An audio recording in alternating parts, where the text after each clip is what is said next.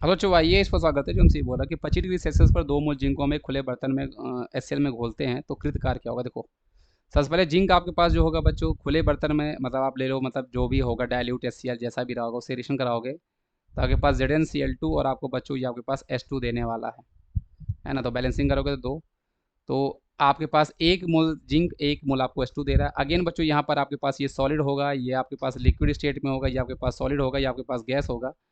और गैस का जो आपके पास वॉल्यूम होता है बच्चों वो बहुत ज़्यादा होता है एज़ कम्पेयर टू लिक्विड या सॉलिड, और ये तो सॉलिड से भी बहुत ज़्यादा हो जाएगा। तो गैस का ही वॉल्यूम केवल आप यहाँ पे लोगे, बाकी का वॉल्यूम आप यहाँ पे, बाकी की चीज़ें आप यहाँ पे निगलेक्ट कर दोगे।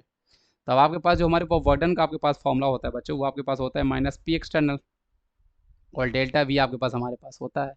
तो यहाँ पर बच्चों वही आपके पास क्वेश्चन आपके पास करोगे, P एक्सटर्नल मतलब वही खुला बर्तन आपके पास है तो बाहर का प्रेशर आप एटमॉस्फेरिक की लोगे, एक्सटर्नल आपके पास एटमॉस्फेरिक प्रेशर हो जाएगा। और डेल्टा वी आपके पास जो हमारे पास होगा बच्चों V2 माइनस V1, ये आपके पास हमारे पास डेल्टा वी होगा। ऑब्वियस सी बात है V1 आपको यहाँ पे बच्चों जीरो हो जाएगा क्योंकि ये इनका मतलब निग्लेजिबल हो जाएगा एज कम्पेयर टू गैस के वॉल्यूम में, तो यही आपका वॉल्यूम होगा। और V2 आप कैसे निकालोगे, तो आपके पास पी वी इक्वल टू आपके पास NRT हमारे पास होता है बच्चों। यहाँ पे V2 इक्वल टू आपके पास हमारे पास NRT/P हो जाएगा। अब यहाँ से N मतलब नंबर ऑफ मोल्स आपको यहाँ पे बच्चों H2 लेना है, और नंबर ऑफ मोल्स ऑफ जो आपके पास यहाँ पे H2 होगा वो आप एज कम्पेयर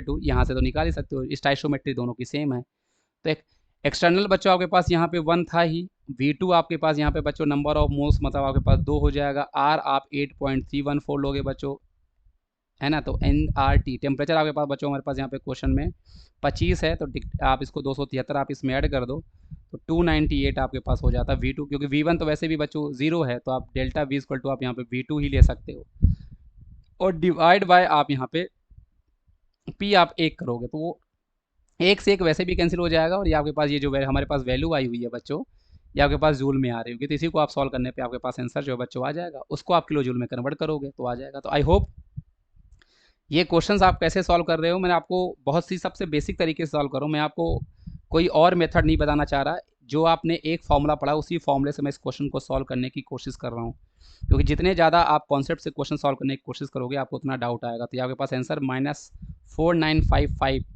जूल आपके पास आ रहा है, तो अगर आप इसको किलो जूल में कन्वर्ट करोगे डिवाइड बाय 1000 तो 4.955 आ जाएगा, जो कि आपके पास ऑप्शन नंबर बी है। मैं आपको एक एक स्टेप बच्चों कैसे मैं क्या ले रहा हूँ उसको एक एक स्टेप को समझाने की कोशिश कर रहा हूँ, जिससे आपको यहाँ पे किसी भी तरह का कोई डाउट ना आने पाए और चीज़ें आपके पास बच्चों बिल्कुल क्लियर हो जाए। इसका सही जवाब बच्चों आपके पास ऑप्शन नंबर बी हो जाता। Thank you.